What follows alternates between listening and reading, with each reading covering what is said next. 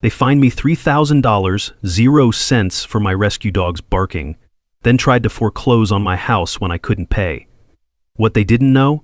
I just inherited my grandfather's mineral rights fortune, worth $2,300,000, 0 cents. Thunk. That's the sound those foreclosure papers made when they hit my granite countertop at 6 a.m. on a Tuesday morning. The same countertop where I'd been feeding Max his breakfast every day for 8 months, watching him slowly overcome the anxiety that made him bark in the first place. But here's the thing about bullies in positions of power. They always underestimate the quiet ones. And boy, did Patricia Henderson underestimate me. Because before I tell you how I turned their entire subdivision into a dog sanctuary, where that same HOA president now cleans up after 47 rescue dogs for court-ordered community service, drop a comment. What would you do if some power-hungry HOA board tried to steal your home over your pet? And while you're thinking about that revenge fantasy, tell me where you're watching from. I want to see if this HOA nightmare is happening everywhere or just here in Texas. My name's Sarah, I'm 34, and 8 months ago I thought I'd found my slice of suburban paradise in Pine Valley Estates. Fresh divorce, new job as a software engineer, and this beautiful golden retriever named Max, who I'd rescued from the local shelter. The poor guy had separation anxiety so bad he'd shake when I grabbed my car keys.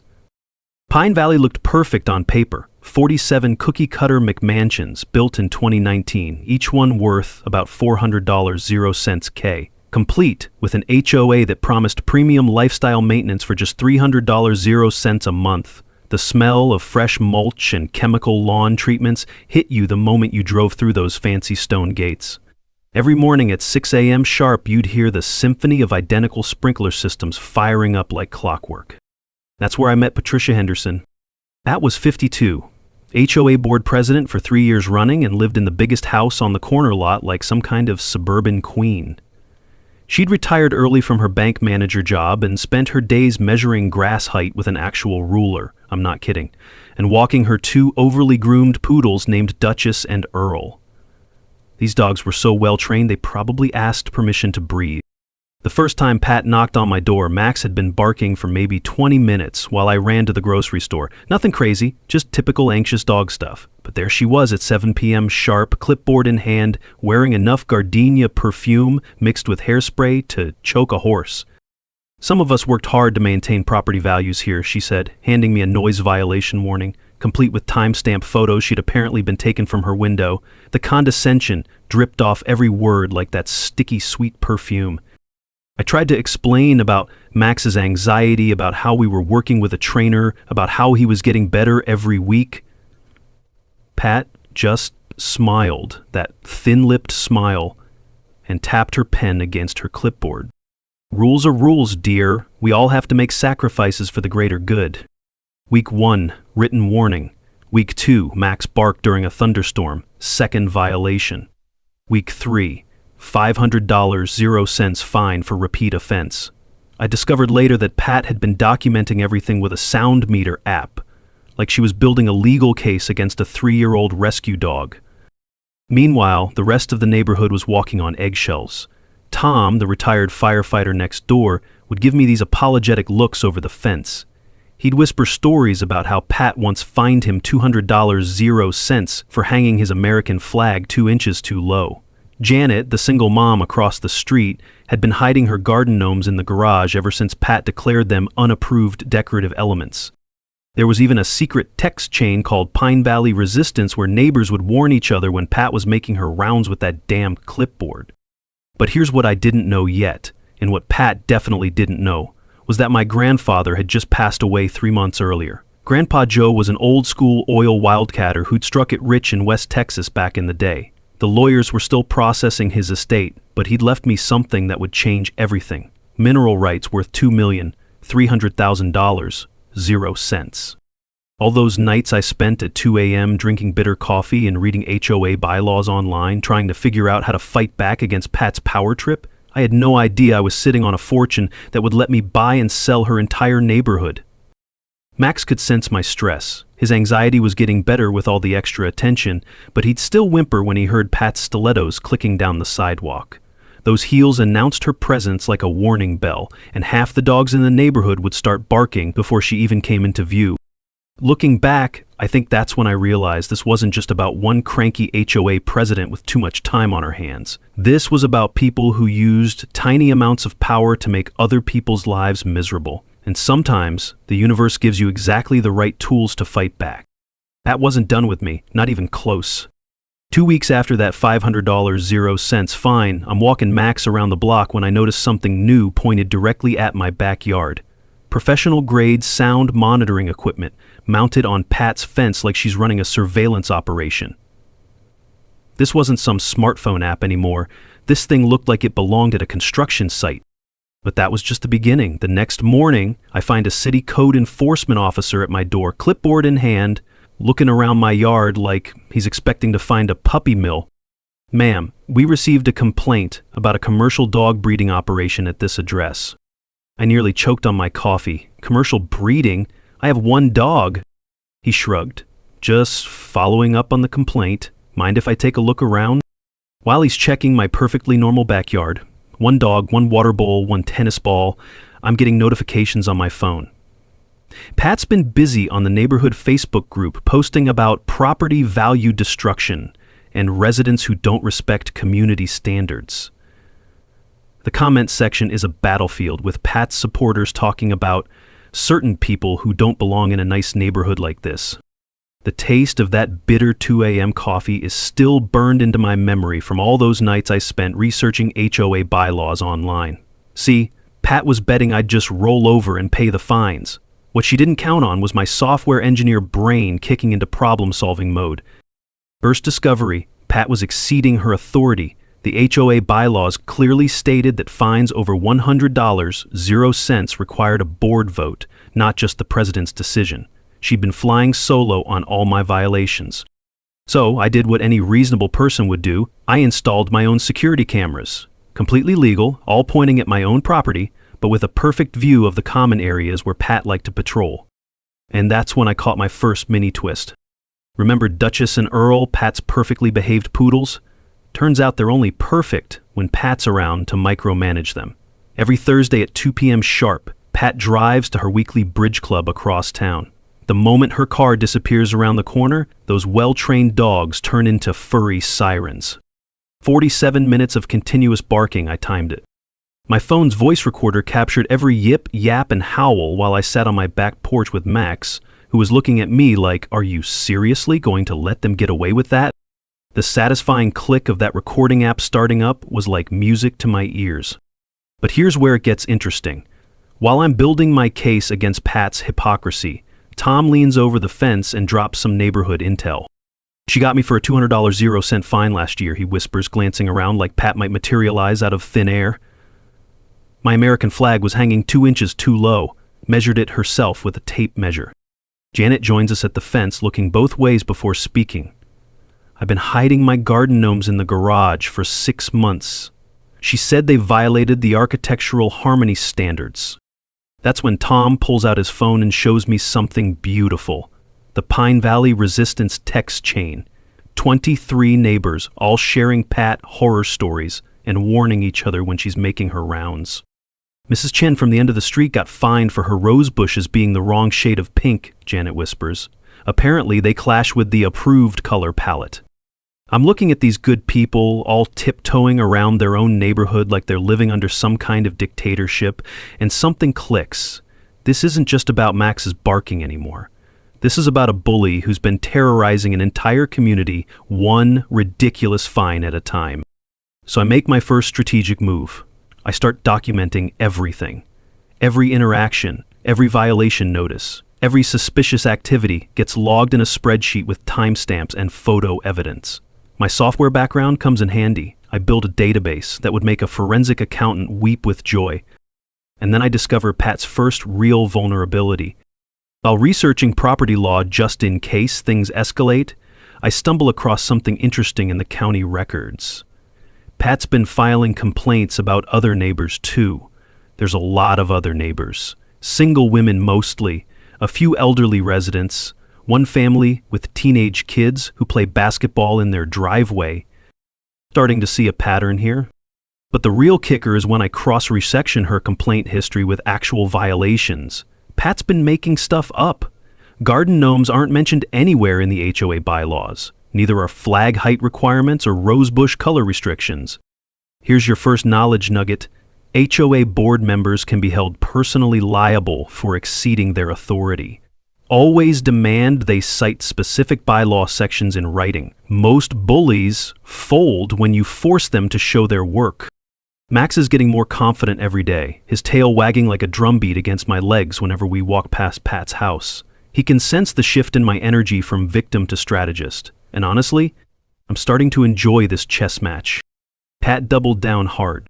The next violation notice wasn't $500. 0 cents. It was $1,500. 0 cents. For continued violations, despite the fact that Max hadn't had a single barking incident in over 2 weeks. The letter came with a lovely little threat. Pay within 30 days or face foreclosure proceedings. Foreclosure over a dog that wasn't even barking anymore. But Pat wasn't done flexing her power. 2 days later, I get a fancy legal envelope from Henderson & Associates. Turns out her husband Rick is a lawyer. The cease and desist letter was a masterpiece of legal intimidation, demanding I remove my security cameras because they were violating neighborhood privacy expectations. The irony wasn't lost on me. Miss Sound Monitor, pointed at my yard, was lecturing me about privacy. That's when I decided to do some digging of my own. You'd be amazed what you can find in public records when you know where to look. First stop, the courthouse basement, which smells like musty paper and broken dreams. 3 hours of searching through files, and I hit gold. Rick Henderson isn't just Pat's husband. He's the city planning commissioner, the same commission that approves HOA enforcement actions, the same commission that rubber stamps code violation complaints. Conflict of interest much? But wait, there's more. Pat's violation history as HOA president makes for fascinating reading. In 3 years, she's filed 247 complaints against residents. Compare that to the previous president, who filed maybe 30 total. Pat's been busy. Then I made a simple request that every homeowner should know about. I demanded a full HOA financial audit. By law, they have to provide it within 30 days. When those books arrived, I felt like a detective who just cracked the case wide open. $47,000, 0 cents in unaccounted administrative fees. That's a lot of missing money for a 47-house subdivision. The landscaping contract alone was suspicious. $8,000, 0 cents a month for basic lawn care with no competitive bidding process. One Google search later, I discover that Henderson Landscaping is owned by Pat's brother-in-law. My software skills came in handy here. I built a database tracking every expense, every vendor, every payment authorization. The digital trail was like following breadcrumbs, except these breadcrumbs led to a cookie jar with Pat's hands stuck inside. Kickbacks, inflated invoices, family business deals with no oversight. Pat had turned the HOA into her personal piggy bank. But the mini twist that really got my blood pumping? Pat called animal control on Max, claiming he was vicious and uncontrolled. Officer Martinez shows up at my door, takes one look at Max, who's currently trying to lick his boots off, and starts laughing. Ma'am, I've seen vicious dogs. This guy would apologize for wagging his tail too loud. He spent 10 minutes playing fetch with Max in my backyard, then turned to me with a knowing look. We get a lot of calls from that address, he said, nodding toward Pat's house. Usually they're about as accurate as this one.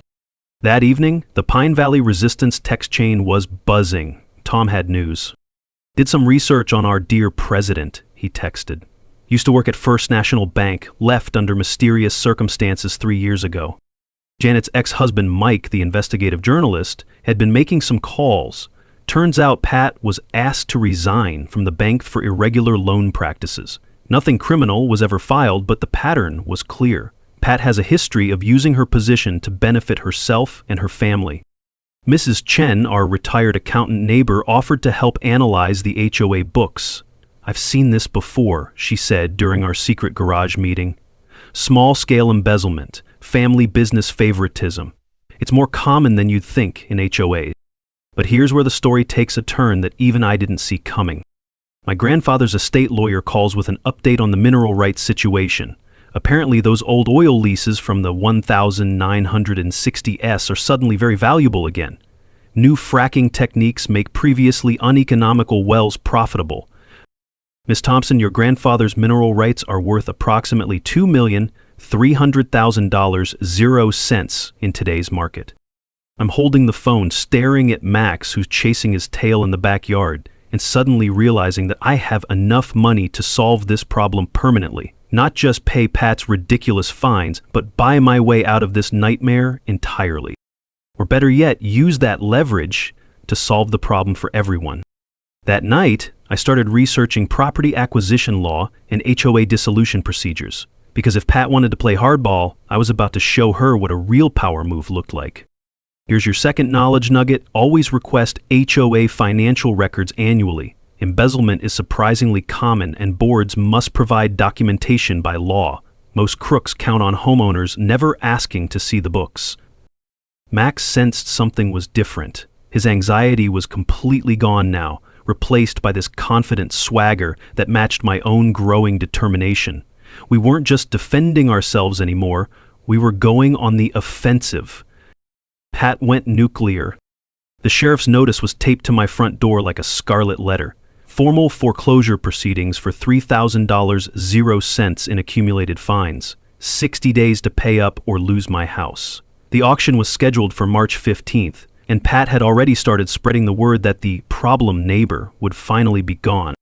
I'm not ashamed to admit I cried holding those papers. The rough texture of that legal document felt like sandpaper against my fingers, and the salt taste of tears mixed with the bitter reality that Pat might actually win. For about 10 minutes, I seriously considered giving up Max to save the house. The thought of him back in the shelter, confused and abandoned again, nearly broke me. But then he walked over and put his head on my lap, like he was saying, "We're in this together, remember?" That's when I stopped being the victim and started being the villain in Pat's story. First move, I hired a private investigator. Turned out Jennifer Walsh specialized in HOA fraud cases and had some very interesting things to say about Pat's background. 3 days later, she called with information that made my blood run cold. That wasn't just corrupt, she was systematic about it. Your HOA president was fired from First National Bank for approving loans to family members without proper documentation, Jennifer explained. She's been targeting single women and minorities in Pine Valley since day one. You're just the latest in a pattern. The evidence was damning. Over 3 years, Pat had initiated foreclosure proceedings against 7 homeowners. 5 were single women. 1 was an elderly Hispanic gentleman who barely spoke English. 1 was a young Black family with twin toddlers. All of them had been forced to sell their homes at below-market prices to avoid the embarrassment of foreclosure. All of those sales went to the same buyer, Henderson Development Group, Pat's family business. But here's the mini twist that changed everything. My grandfather's mineral rights weren't just valuable, they were strategic. The inheritance paperwork revealed that Grandpa Joe's oil leases extended under the entire Pine Valley development. The original developer had never purchased the subsurface rights because they were worthless back in 2019. $2,300,000 0 cents in mineral rights under Pat's precious subdivision, including under her house. The lawyer handling the estate laughed when I asked about my options. Ms. Thompson, you could legally force access to your mineral rights through eminent domain, or you could lease drilling rights to the highest bidder. Either way, you've got leverage that makes their foreclosure threat look like a parking ticket. That weekend, the Pine Valley Resistance held its biggest meeting yet in Tom's garage. 23 neighbors crammed in between his firefighting equipment and old Christmas decorations, everyone sharing their Pat horror stories in hushed voices. She tried to fine me for letting my teenage son shoot basketball hoops after 6 p.m., whispered Maria from the end of the street. Said it was disturbing the peace. My mom got a violation notice for her wheelchair ramp being visually disruptive to the neighborhood aesthetic, added David, whose elderly mother lived with him. We had to get a lawyer just to keep helping her get into the house. Pattern recognition kicked in. Pat wasn't just power hungry, she was prejudiced. Every target fit the same profile, vulnerable residents who couldn't afford to fight back. Until now. Mrs. Chen had been analyzing the HOA financial records with the intensity of a forensic accountant. "The money trail is clear," she announced. "Pat's been artificially inflating maintenance costs and funneling the excess to family businesses. We're talking about organized fraud." Tom nodded grimly. "In the fire department, we'd call this arson, burning down the community from the inside." That's when I realized the scope of what I was dealing with. This wasn't just about saving my house anymore. This was about stopping a predator who'd been systematically targeting vulnerable neighbors for years. The foreclosure papers sat on my kitchen counter like a challenge. Pat thought she was forcing me out, but she'd actually given me the perfect opportunity to expose her entire operation. Mike, Janet's journalist ex-husband, had been quietly investigating other Henderson development projects. His findings were explosive. Pat's family had pulled the same scam in 3 other subdivisions over the past decade: manufactured HOA violations, targeted harassment, forced sales, family business acquisitions. A criminal enterprise disguised as suburban governance. Here's your third knowledge nugget. Foreclosure for HOA fines requires specific legal procedures. Many HOAs skip steps, making their actions invalid and potentially criminal. Always demand they follow due process to the letter. I made my decision that night, sitting on my back porch with Max sprawled across my feet. The sound of distant highway traffic mixed with the gentle hum of neighborhood air conditioners. And I felt something I hadn't experienced in months. Complete calm. Pat thought she was destroying my life. Instead, she'd given me everything I needed to destroy hers. The smoking gun came from the most unexpected place, a musty file cabinet in the back of the county clerk's office. I'd been digging through the original Pine Valley development contracts, looking for any loopholes in the foreclosure proceedings, when I found something that made my hands shake. Buried in the fine print of a 47-page document was a clause that changed everything. Right of first refusal on all property sales shall be retained by Henderson Development Group, LLC, for a period of 10 years from initial purchase. Henderson Development Group, Pat's family company. My brain started connecting dots at lightning speed. Every foreclosure in Pine Valley, every forced sale to avoid embarrassment, every below market transaction, they all went to the same buyer because Pat's family had a legal right to swoop in and purchase any home that went up for sale. But that wasn't the worst part. Jennifer, my private investigator, had been tracing email communications through some creative public records requests. What she found was a digital paper trail that would make a prosecutor weep with joy. Email chain between Pat and her nephew Derek, current CEO of Henderson Development. The Thompson property acquisition timeline needs to be accelerated. Priority removal before summer market opens. What about the elderly Chinese woman on Maple Street? Mom said she's been asking questions about the landscaping contracts. Already initiated proceedings. Garden gnome violations, plus her English is poor enough that she won't fight the legal fees. Perfect. That gives us the corner lot for the expansion project. They weren't just collecting fines, they were systematically driving down property values to force sales, then buying homes at below market rates for redevelopment.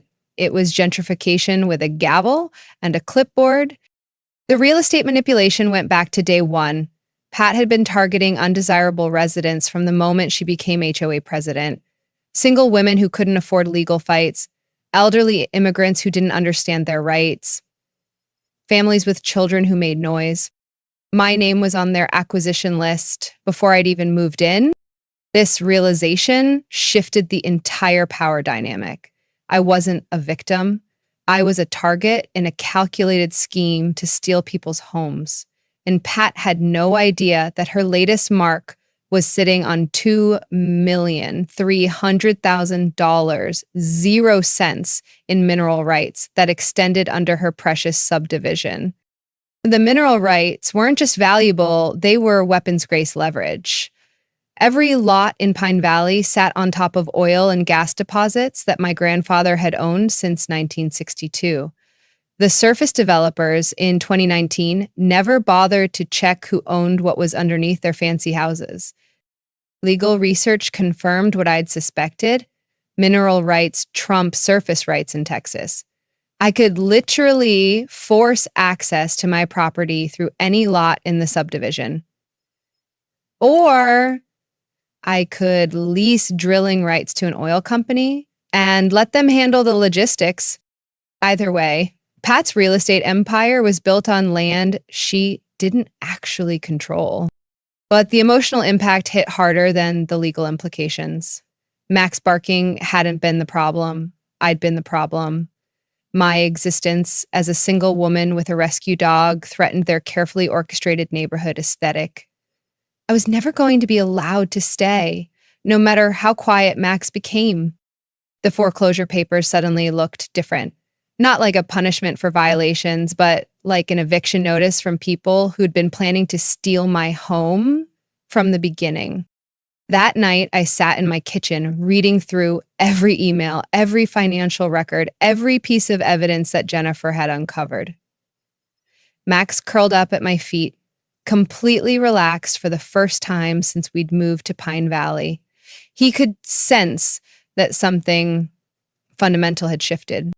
I wasn't fighting to keep my place in their neighborhood anymore. I was fighting to take their neighborhood away from them. The irony was beautiful. Pat thought she was eliminating a problem resident. Instead, she declared war on someone with the resources and motivation to burn her entire criminal enterprise to the ground. War requires strategy, and strategy requires the right team. Tom brought tactical planning skills from 30 years of firefighting and an intimate knowledge of every neighbor's grievances. Janet's ex-husband, Mike, had the media connections and investigative experience to turn our evidence into front-page news. Mrs. Chen wielded spreadsheets like weapons and could trace financial fraud through a maze of shell companies. My private investigator, Jennifer, became our intelligence officer, continuing to dig into the Henderson family business empire while I focused on the legal strategy. The first planning session happened in my living room at 10 p.m. on a Tuesday, the lines drawn, speaking in hushed tones like we were plotting a heist. In a way we were, except we were stealing back what had been taken from an entire community. Here's what we know, I said, spreading documents across my coffee table. Pat's family has pulled this scam in 4 subdivisions over 10 years. They manufacture HOA violations, force below-market sales, then redevelop the properties for massive profits. Mrs. Chen had her laptop open, fingers flying across the keyboard. The financial trail shows $2,700,000, 0 cents in suspicious HOA transactions across all their properties. We're talking about a multi-million-dollar criminal enterprise. Mike leaned forward, journalist instincts engaged. The story writes itself. Local HOA president runs real estate fraud scheme. But we need the confrontation to be public, cameras rolling, witnesses present, undeniable evidence. That's when I dropped the bombshell about my inheritance. $2,300,000, 0 cents in mineral rights under the entire subdivision, I announced. Which means I have leverage they can't imagine. Tom whistled low. You could buy your way out of this whole mess. I could, I agreed. Or I could buy my way into an even bigger mess for them. The brilliant pivot came from Mrs. Chen. Instead of trying to purchase individual homes, which would cost nearly $10 million, 0 cents for a controlling interest, we could target the HOA's assets directly. The HOA owns 40% of the total development land, she explained, pulling up property records. Common areas, undeveloped lots, the community center. If you control the HOA assets, you control the neighborhood. My legal research confirmed the strategy. In Texas, you can dissolve an HOA if you own 51% of the total property. But that included common areas and undeveloped land, not just individual houses. The smell of fresh coffee and the sound of calculator keys clicking became the soundtrack to our late-night strategy sessions. We mapped out every angle, legal, financial, public relations, and emotional. Mike would prepare a comprehensive expose on HOA corruption for release during the public confrontation. His editor had already greenlit the story based on our preliminary evidence. Tom coordinated the neighborhood response. The Pine Valley Resistance now included 31 of 47 households, all ready to speak publicly about Pat's abuse of power. This is trying to track the money, building an airtight case for criminal charges that would land Pat in actual prison, not just civil court. And I was going to use my grandfather's oil money to turn Pine Valley into exactly the kind of place Pat hated most. A community where rescue dogs could run free and single women didn't have to hide their garden gnomes.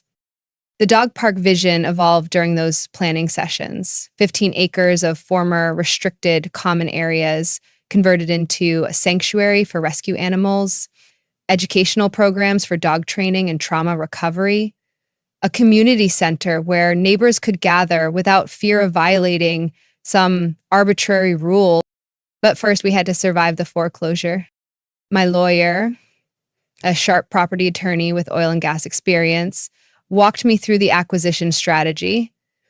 The mineral rights gave me multiple options. I could force surface access through eminent domain, lease drilling rights to create ongoing revenue, or use the threat of industrial activity to negotiate favorable terms. The legal precedent is clear, he explained. Mineral rights holders can access their property through any surface point necessary. If that means drilling in their backyard, that's their problem. Had no idea what was coming. She was still playing neighborhood politics while I was preparing to deploy weapons-grade capitalism. The technical preparation was extensive. Geological surveys confirmed valuable deposits under 43 of the 47 lots. Legal precedent research showed dozens of cases where mineral rights trumped HOA restrictions. Financial analysis proved the economics would work even if I had to buy out every family that wanted to leave. 2 knowledge nuggets emerged from our research that every homeowner should know. First, mineral rights often trump surface property rights. Check your deed for subsurface ownership because someone else might legally control what's under your house. Second, HOAs can be dissolved if 51% of property owners vote to terminate, but common area ownership complicates the process and creates opportunities for creative solutions. The countdown to confrontation had begun. Pat was accelerating her foreclosure timeline, probably sensing that I was up to something, but unable to imagine the scope of what was coming. In 2 weeks, we'd face off at the monthly HOA meeting. Pat thought she was finally getting rid of her problem resident. She had no idea she was about to lose everything. Pat was getting desperate, and desperate people make stupid mistakes. The rumor campaign started on a Monday. Suddenly, neighbors were getting calls about how I was planning to bring in drilling equipment that would destroy property values. Pat was telling anyone who'd listen that I was some kind of environmental terrorist who wanted to turn Pine Valley into an industrial wasteland. She called an emergency HOA board meeting to pass new bylaws banning industrial activities on residential property. The irony was thick enough to cut with a knife. The woman who'd been running an illegal real estate scam was suddenly concerned about protecting the community. But Pat's biggest mistake was sending her husband to try to buy me off. Rick Henderson showed up at my door on a Wednesday evening, wearing his expensive suit and that patronizing smile that runs in the family. The smell of his cheap cologne mixed with nervous sweat announced his desperation before he even opened his mouth. "Sarah, we'd like to make you a generous offer," he said, pulling out a folded check. $450,000 for your house. That's $70,000 over market value, and you won't have to deal with any of this foreclosure nonsense. I looked at the check, then at him, then back at the check. "That's very generous, Rick. What's the catch?" "No catch, just a standard NDA to protect everyone's privacy during the transition." An NDA? They wanted to pay me to shut up about their criminal enterprise? I'll think about it, I lied, already planning how to use this attempted bribery as evidence. While Pat was running her smear campaign above ground, I was building my empire below ground. Literally. Turns out, most of my neighbors had no idea what mineral rights were worth when I started quietly approaching them with offers to purchase their subsurface rights for $5,000 0 cents each, money they never knew they had. Most jumped at the chance. It's just what's under the dirt, right? Laughed Bob from 3 houses down. Hell, I'll sell you whatever's down there for $5,000, probably just rocks and worms anyway. By the end of the week, I owned mineral rights under 31 of the 47 properties in Pine Valley, which meant I could legally access my oil deposits through 2/3 of the neighborhood. Jennifer, my private investigator, hit the mother lode during this period. Her deep dive into the Henderson family business revealed they'd pulled this exact scam in 3 other subdivisions following the same playbook. Target vulnerable residents, manufacture violations, force sales, acquire properties, redevelop for profit. The evidence file was getting thick enough to use as a doorstop. Bank records, email communications, property transfer documents, testimony from previous victims. Pat's entire criminal enterprise was documented in beautiful, prosecutable detail. But the mini twist that really got my blood pumping happened on Friday afternoon. Anonymous flyers started appearing in mailboxes detailing Pat's financial irregularities and questionable business practices. Someone was spreading the word about missing HOA funds and suspicious family business contracts. Pat went door to door trying to collect the flyers, but it was like trying to stop the tide with a teacup. By Saturday morning, the entire neighborhood was buzzing with questions about their HOA president's integrity. Her support base started cracking. Board members who'd rubber stamped her decisions for years suddenly wanted to see documentation. Neighbors who'd been afraid to speak up found courage in numbers. Pat's response was to escalate the psychological warfare. She created fake social media accounts to attack my character, claiming I was unstable and dangerous to community children. She started a petition to ban Max from the neighborhood, calling him a vicious animal that posed a threat to everyone's safety. The woman was so desperate, she was fighting a war against a golden retriever. Meanwhile, I was conducting my own psychological operations. I hired a legitimate surveying crew to mark the exact boundaries of my mineral rights around the subdivision. Every morning, Pat would peek through her blinds to see more stakes going up, marking territory that technically belonged to me. The sound of those survey stakes being driven into the ground became the soundtrack to Pat's mounting panic. Each thunk of the hammer was a reminder that her perfect little kingdom was built on land she didn't actually control. Max had transformed completely during this period. His anxiety was ancient history, replaced by a confident swagger that made him the neighborhood favorite. Kids would run up to pet him, other dogs would play with him at the park, and even the elderly residents would smile when they saw him coming. He'd become a symbol of the positive change coming to Pine Valley, while Pat had become a symbol of everything toxic about power-hungry HOA boards.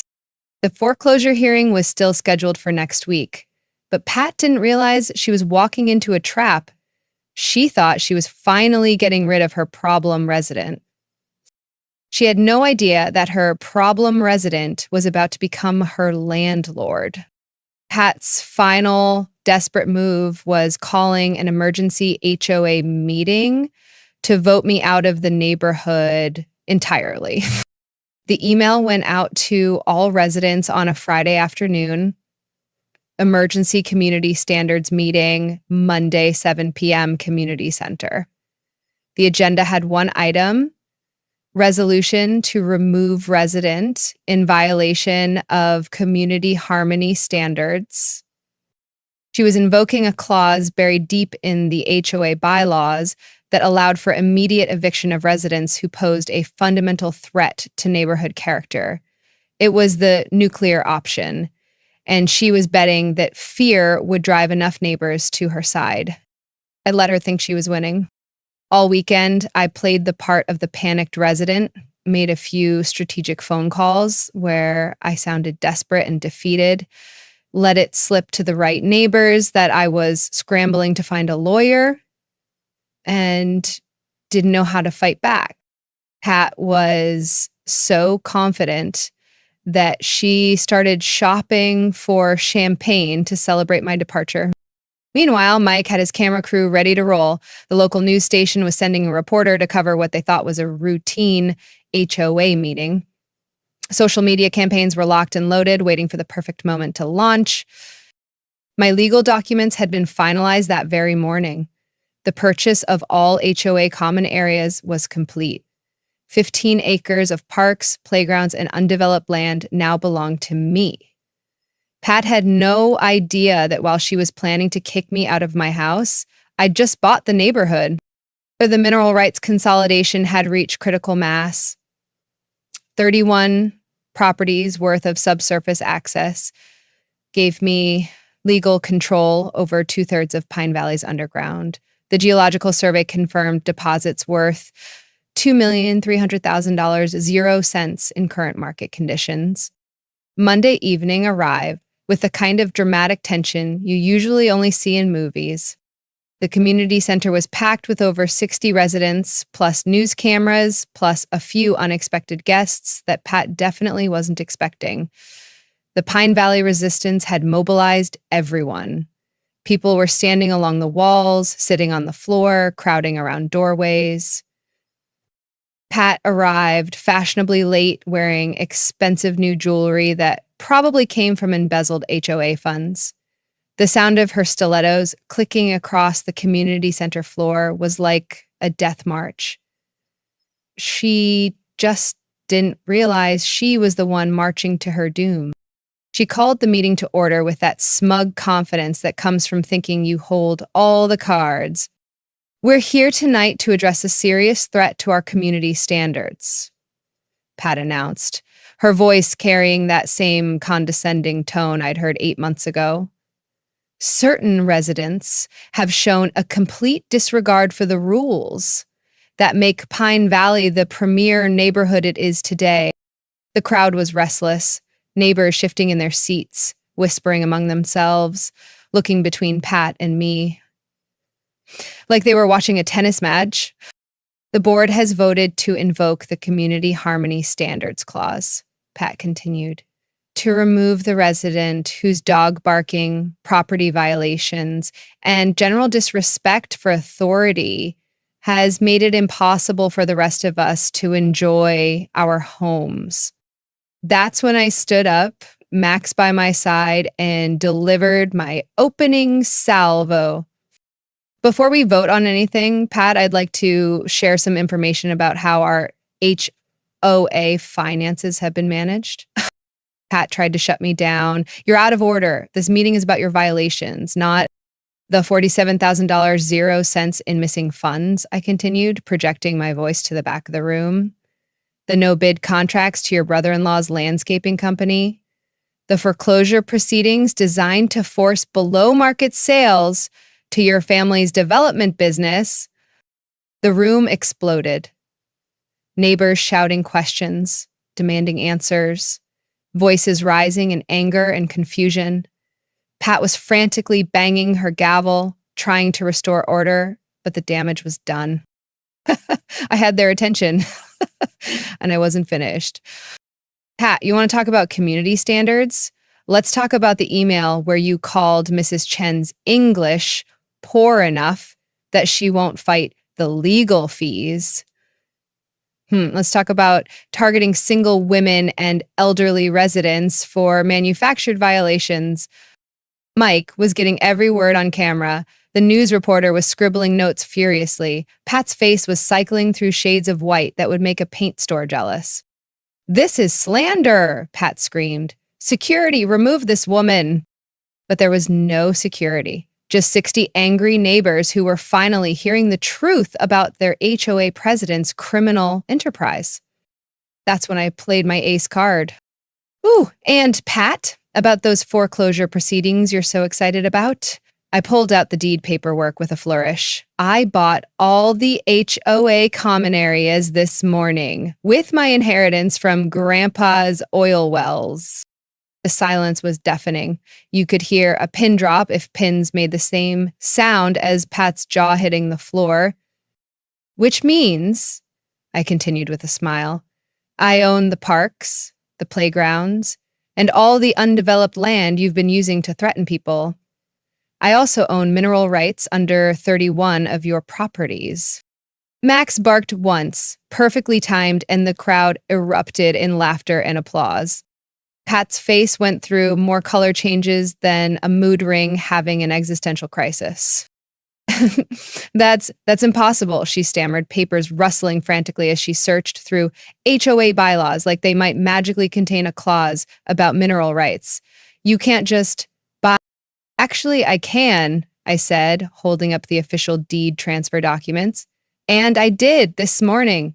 All perfectly legal, all properly filed with the county clerk.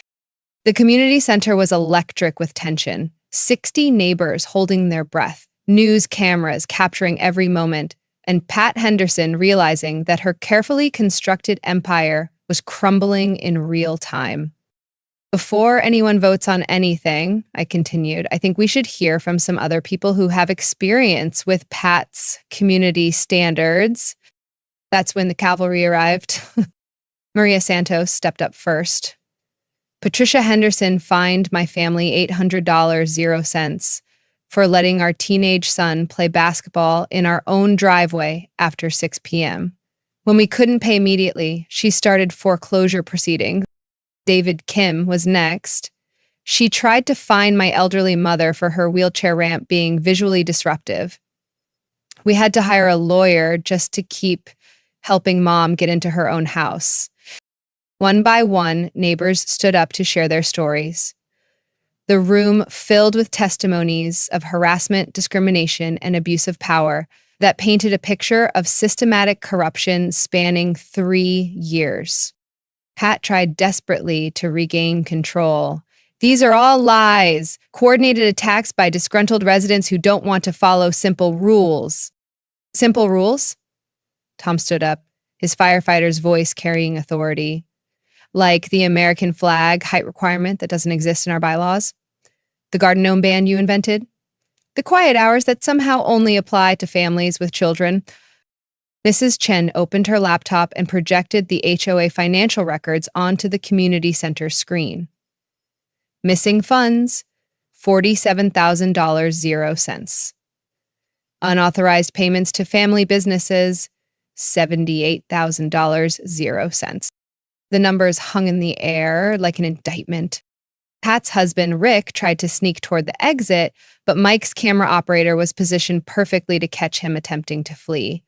The visual of a city planning commissioner running away from questions about his wife's corruption was going to make excellent television. Pat, I said, walking closer to her table with Max at my side, you want to talk about threats to community standards. Let's talk about using your position to steal people's homes. I produced the smoking gun. Printed emails between Pat and her nephew Derek discussing priority removal targets and acquisition timelines. The Thompson property acquisition needs to be accelerated, I read aloud. Priority removal before summer market opens. That's me, Pat. You aren't enforcing rules. You are stealing my house. The room erupted again, neighbors shouting questions, demanding explanations, voices rising in righteous anger. Pat's remaining supporters were melting away faster than ice cream in August. That's when law enforcement made their entrance. Detective Williams from the Financial Crimes Unit had been quietly investigating HOA fraud cases across the county. Our evidence had given him everything he needed for arrests.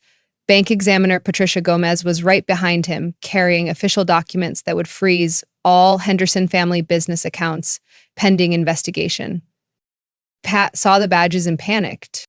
"This is a witch hunt," she screamed, pointing at me like I was personally responsible for gravity. "She's the criminal here, threatening to drill oil wells in a residential neighborhood." And that's when I delivered the mic drop moment that would become neighborhood legend. Actually, Pat, about those oil wells, I smiled, pulling out one final document. I don't need to drill anything. I'm turning this entire place into what you hate most, a community where rescue dogs can run free. The crowd went silent, waiting for the punchline. Hey, I'm converting all the common areas into Pine Valley Dog Sanctuary, 15 acres of off-leash paradise, complete with training programs for rescue animals and therapy programs for trauma survivors like Max here. Max wagged his tail so hard it sounded like applause. Property values going down, I continued. Actually, they'll probably go up. Dog-friendly communities are highly sought after by young families. Progressive neighborhoods with cooperative governance instead of dictatorial HOAs are the future of suburban living. And the applause started slowly, then built to a thunderous ovation. 60 neighbors standing and cheering, children laughing, dogs barking happily outside where they'd heard the commotion.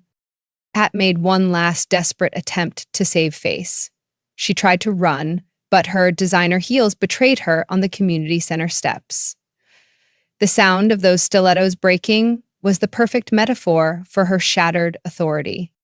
Detective Williams caught up with her in the parking lot, news cameras rolling as he read her rights for embezzlement, fraud, and conspiracy to commit real estate theft.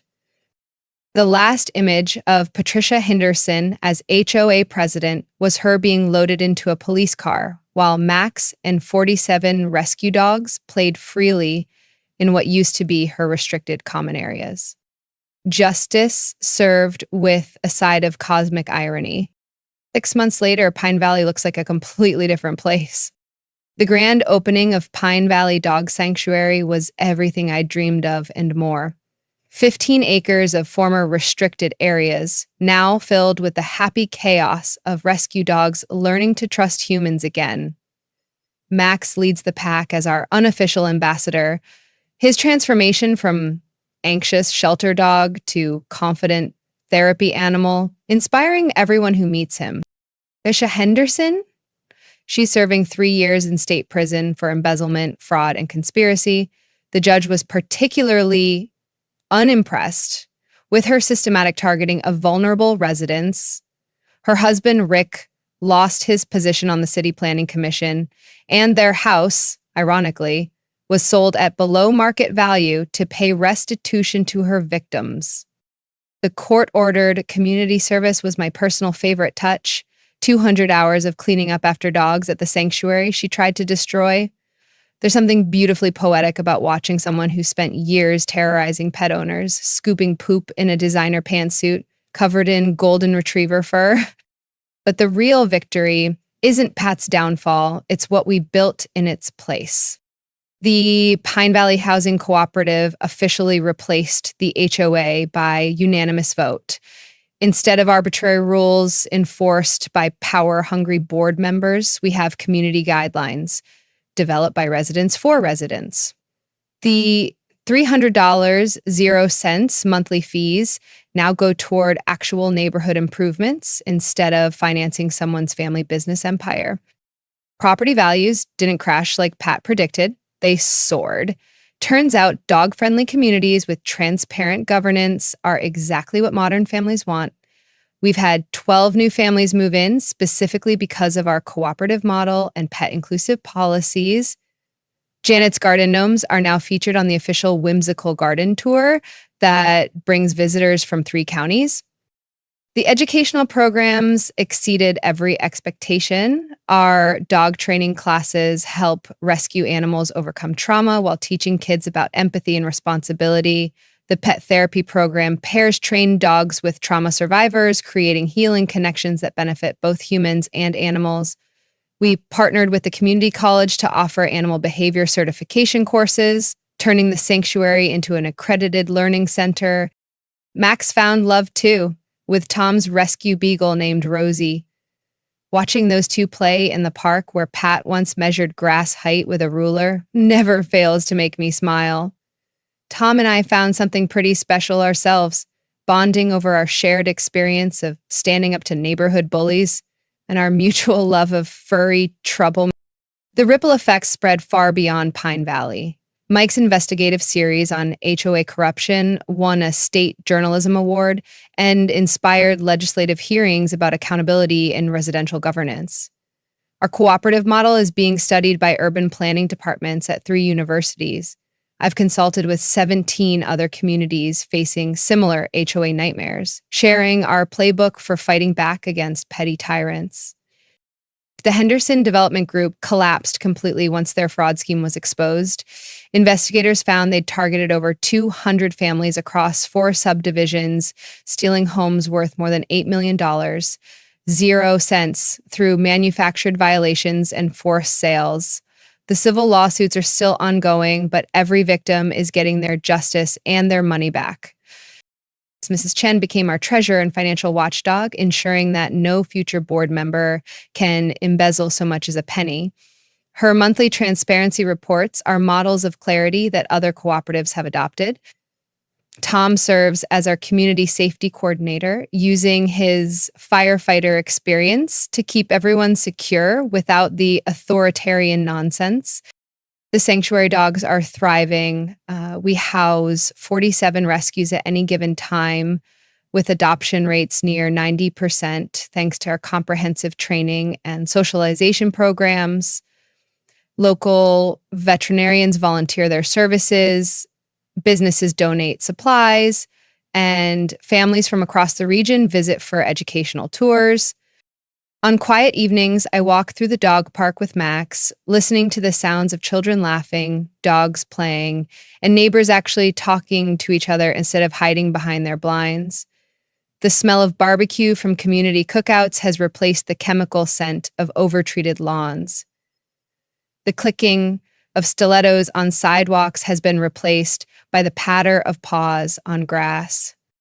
It's everything a neighborhood should be. A place where people look out for each other instead of looking for reasons to tear each other down. If you've got your own HOA horror story brewing, drop it in the comments below. I read every single one, and I'll share the best advice I learned from fighting back. Sometimes the system seems rigged against regular people, but with the right strategy and a little bit of luck, David really can beat Goliath. And if this story inspired you to stand up to the petty tyrants in your own life, smash that subscribe button, because next week I'm telling you how I turned my neighbor's noise complaint into a $50,000 0 cents lawsuit. Win. Remember, bullies count on you staying quiet. Don't give them that satisfaction.